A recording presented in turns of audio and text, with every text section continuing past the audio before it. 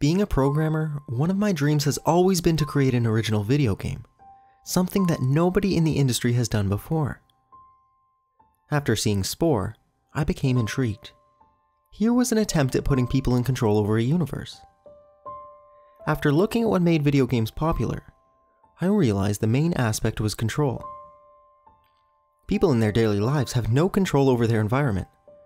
They are told what to do, where to go, and how to live. Their jobs consist of standing or sitting somewhere until it's 5 p.m. and they're allowed to head home. It's no mystery they're unhappy. For many people, video games are an escape to a world where they are in control, or live exciting fake lives filled with adventure. The aspect of control is found in strategy games, and the adventure is generally found in role-playing games. I looked at games like The Sims, and noticed what made them so popular is not just the illusion of control, but the degree of control. You have complete control over people's lives. Before The Sims, there was Sim Earth, a game in which you do not control individual people, but an entire Earth. I came to the conclusion that I had to develop a game similar to Spore, in which the player subtly guides evolution. What caused Spore to be such a failure is the lack of realistic control people had. It hardly resembled evolution. To do this, I began by generating a physics system. I know very little of physics, but I decided to study it and try to create a simplified version in which certain particles can interact in specific manners. When it comes down to it, physics is simply complex mathematics. I simulated energy and matter and created a simple system with a sun emitting energy, circled by a planet, catching the energy. I decided to create simple basic cells from scratch that were hard-coded, so to speak, in the system I was designing. They lived off of the energy emitted by my sun, and had a genetic code that coded for the substances produced by the cells. I guess you could call them my eukaryotes. My world within a few minutes would always fill with these cells, after which they would mutate, and the most efficient cell in converting energy from the sun into useful substances for division would survive. It was very boring, but it worked, I guess. I decided to expand the physics system and force the cells to create waste products that were toxic and would kill them.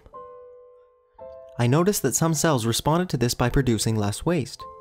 Others responded by producing something to emit the waste. Yet others developed chemicals to clean up the waste products. However, I noticed something fascinating. Running the simulation for a few centuries, which is a few minutes in real life, created cells that made massive amounts of specific waste products on purpose.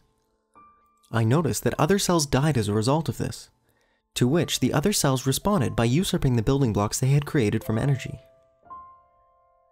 The first predators were born. With the first predators, diversity in this little world rapidly increased. Some grew a response to flee when they encountered these toxins. Others grew resistance to them. The ones that grew resistance would eventually grow to utilize the toxin's products. Eventually, I noticed something interesting. The cells that escaped from the toxin grouped up with the cells that utilized the toxins. They stayed close together and helped each other. Eventually, these types of cells would attach to one another. They formed a weird symbiosis, where the cell that would normally flee would now move towards the places where the toxins are, and the other cell would consume the toxins and provide the mover with some of the energy. Without going into too much detail, I became very excited, and decided to let the simulation run during the morning, since I had stayed up until 5 a.m. while I went to bed. When I woke up around 11, I noticed the world I had created had changed and was barely recognizable. Massive plant-like structures grew in this world, consumed by other organisms that ate these plants. However, looking at the log, I noticed that the world hadn't changed much in the past 2 hours or so. I had reached another stasis point, where the simplicity of my simulation prevented more complex life from evolving. I expanded the system by breaking up energy into different types, with different wavelengths that were absorbed to different degrees by different molecules. I implemented vibrations in the air, created an improvised simulation of weight, and made some minor tweaks. This caused the simulation to run slower, of course, but it was worth the sacrifice. I stayed around the whole day watching the simulation in excitement and playing with it, as it was incredibly addicting. Complex organisms evolved that cooperated. Plants that depended on each other, or attracted predators that ate the horrible-looking creatures that ate from them. I had fun, and noticed that some creatures evolved warning calls. This means that if they noticed a predator, they would issue a sound and all others of their kind would flee into holes they had dug in the earth. Others evolved mating calls. I decided to have some fun. I made a dump tool, allowing me to dump specific organisms on the earth, and wrote my name with it. I created 10 meteorites and dumped them on a piece of land to create an island, because I wanted to see whether the animals stuck on both sides would evolve in different directions. I made a smiley island with volcanic eruptions. By that time, I realized I had stayed up until 5 a.m. again, as I heard the birds outside. I felt tired again, went to bed, and woke up at 1 p.m. or so. When I returned to look at my simulation, I felt a sense of shock. Different groups of animals of one species had made statues with stones, some in the form of a smiley, some in the form of my name. I didn't know why they were doing this, or how. What I did notice is that they would attack each other from time to time.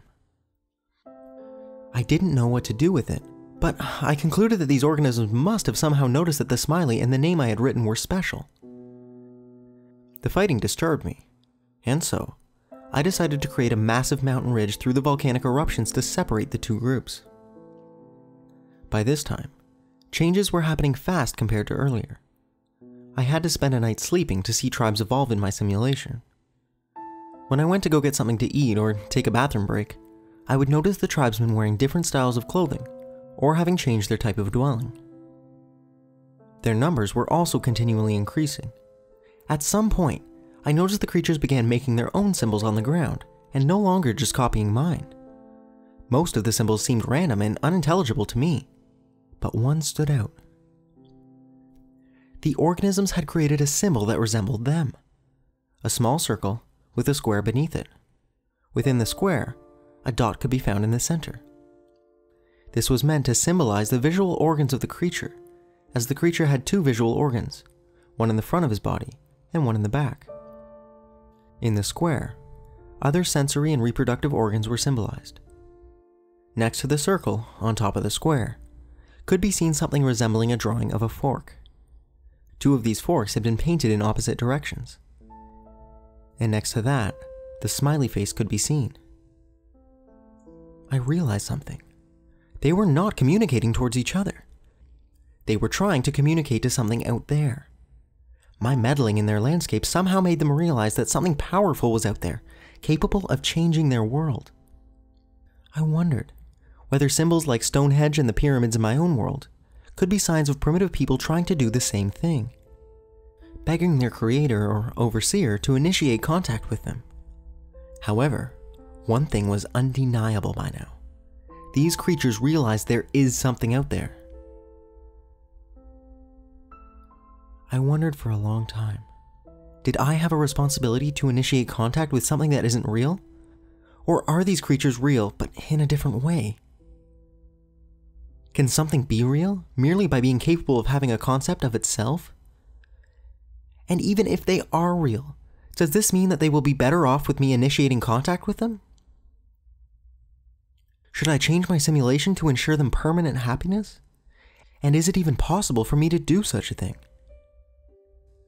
I did not want to confirm my existence to them, but I did want to be able to communicate with them. I decided to program a prophet, an organism that looks like them, and cannot be proven by them to be different from themselves, yet is fully controlled by me. I let it be born into a powerful position, as the son of a leader. I decided to lead by example, and seek to teach these creatures English so I could communicate with them. As a prophet, I instructed them that English was the language that we could use to communicate with the Greater One. They would have no way to be sure if it was true or not. I hadn't made up my mind yet about whether or not I would reveal myself, but I did want to be capable of understanding what they wanted to tell me. In a few generations, they all spoke English. And rapidly, signs began emerging from the ground in English. Guide us, show us your greatness, help us. And during times of disease or hunger or general misery, Give us food, show us a miracle, end our suffering. I decided that I could not maintain a world with such suffering as emerged in the simulation without intervening. Why would I accept a world with death and rape and murder if I could make on without it? I implemented fixes that were gradual, so they couldn't be proven to be miraculous. Murder and rape would over the years become rarer, and so would death at a young age. I figured that they would not notice if the change happened over generations, but they did. Thank you. All blessings be upon the greatest. We love you. And, the most heartbreaking, come back to us. Tears ran over my face. There is something there, and it knows I am here, able to contact them, but unwilling to do so out of fear of what I have created. I felt I had a responsibility. And so, I loaded up the character I had created again, and went to their king, asking to talk to all of their wisest men. But by this time, I was not believed. You are number 1341, claiming to be an avatar of the greatest one. If you are him, I pray for your forgiveness. But please, show us a sign before demanding of me to gather all our wisest men. And so I hesitated, but responded. Tomorrow there shall be 2 more meteors, falling on a deserted island in the sea before you, on the same day. And when they do, doubt no more and realize that I have come back to repair the broken world that I have created. And so, I exited my avatar and progressed the simulation until the next day was reached, and threw 2 meteors on the deserted island before the mainland, where thousands had gathered to watch whether or not a sign would be given. Upon the descent of the meteors, celebrations were held. All of the sentient organisms gathered around the small house where I had exited my avatar and lay flat on the ground in apparent worship of the man who was last seen there, and afraid of coming close. I don't know who was more afraid by now, me or them. I loaded into my avatar again and exited the house. The creatures continued to lay flat on the ground in utter silence. It is as if they felt unworthy of speaking. Let your wisest man stand up, I told them. And up stood one of these bizarre-looking creatures. Thank you for coming back. Pray tell us, do you have any requests of us? I hesitated before saying, there is nothing you can do for me that pleases me, but for you to be good to one another, and contact me with your wishes and fears.